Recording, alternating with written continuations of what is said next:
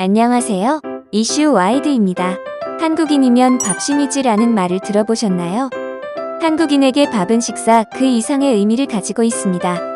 인사를 할 때는 밥 먹었냐라고 묻고 약속을 잡을 때는 언제 밥 한 번 먹자라고 잡으며 고마움을 표할 때는 나중에 밥 한 끼 살게나 안부를 물을 때는 밥은 먹고 다니냐 대화를 끝낼 때마저도 나중에 밥 한 끼 하자 이렇게 끝날 때가 많은데요.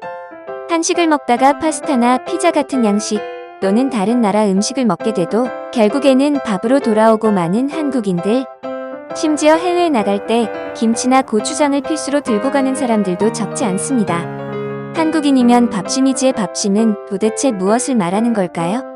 밥심은 밥을 먹고 나서 생긴 힘을 뜻하는 말로 본래는 밥과 힘이 합쳐져 밥힘이었으나 힘이 심으로 변화한 형태가 널리 쓰이면서 밥심이 표준어가 되었습니다. 우리나라 사람들은 예전부터 밥에 집착을 했다고 하는데요. 옛날 조선시대 때부터 우리 조상님들은 고봉에 밥을 산처럼 쌓아 먹었었는데요. 지금은 다같이 마주 앉아 밥을 먹는 것이 보통이지만 예전에는 독상을 쓰는 문화였다고 합니다. 그러니까 위 사진에 보이는 밥상은 혼자 먹는 밥상입니다. 밥도 밥이지만 국도 한 대접인 것이 지금 우리가 먹는 한 끼로는 도저히 생각이 들지 않는데요.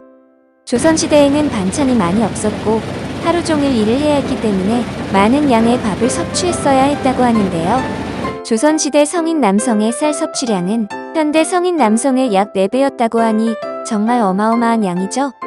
최근에는 밥으로 굳이 칼로리를 채우지 않아도 다른 단백질이나 지방 등으로 고열량을 섭취할 수 있게 되었고 굳이 제대로 된 식사가 아니더라도 하루 필요 칼로리를 채울 음식이 많아졌기 때문에 지금의 밥 공기는 작아졌다고 합니다.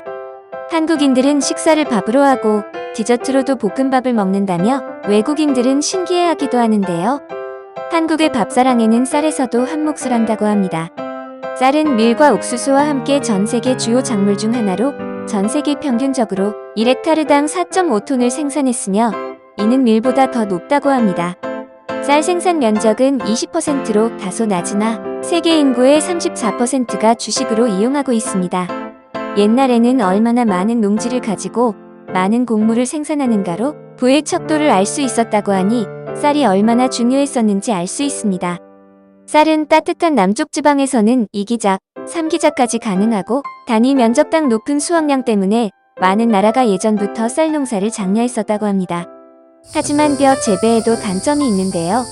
기본적으로 벼는 한 해 농사의 경작기간이 길며 열대 저습성 작물이라 일조량이 많고 강수량이 풍부한 곳에서만 농사를 지을 수 있습니다.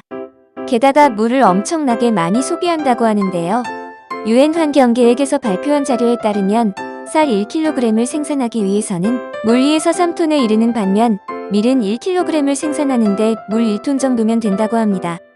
그래서 따로 인공습지를 만들어 재배를 한다고 하는데요. 이 인공습지가 바로 우리가 알고 있는 논입니다. 재배할 때는 물을 계속해서 공급해줘야 하기 때문에 조금이라도 가뭄의 낌새가 보이면 한 해 농사를 완전히 망치는 일이 비일비재했다고 합니다. 그래서 벼농사를 주로 짓는 나라는 역사적으로 치수사업이 나라의 흥망성쇠를 결정할 정도로 대단히 중요한 사업이었다고 합니다. 쌀을 뜻하는 한자 썰미는 곡식의 가지를 가리키는 가로에게 열매를 가리키는 6개의 점이 달려있는 모습을 본뜬 것이라고 하는데요. 일각에서는 쌀미가 88로 농부가 수확할 때까지 88번 손이 갈 정도로 막대한 노동력이 든다는 뜻으로 썼다는 주장도 있습니다. 벼농사의 다른 단점으로는 논에 있는데요. 논에 항상 물을 채워놓아야 해서 이 물에서 여러 해충이나 질병이 발생했었다고 합니다. 한국은 온대기후임에도 연교차가 매우 심해서 여름에 바짝 벼농사를 지어 해충이 생겼다가도 겨울 추위에 죽어 이런 문제가 두드러지지 않았지만 연중 고온 다습한 중국 남부나 동남아, 인도 등은 열대기후로 1년 내내 논에 물을 채워서 산모작, 사모작을 했기 때문에 장구벌레 같은 해충이나 병원균이 서식하기에 최적의 장소였다고 합니다. 이로 인해 모기가 많이 생겨 말라리아나 뇌염 등 곤충 혹은 수인성 전염병 등 여러 질병에 시달려야 했다고 합니다. 쌀에 대해 정보를 찾아보다 저도 재미있는 기사를 읽었는데요. 2018년 3월 한국과 UAE 정상회담 이후 UAE의 요청으로 사막에서 벼농사를 시작한 것을 알고 계셨나요?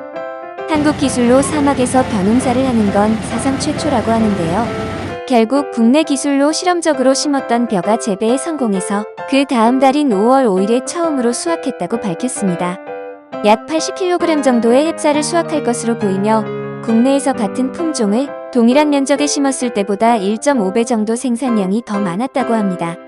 하지만 사막이라는 환경 특성상 물이 너무 많이 필요해서 쌀값보다는 물값이 더 들었다는 웃지 못할 이야기도 전해집니다.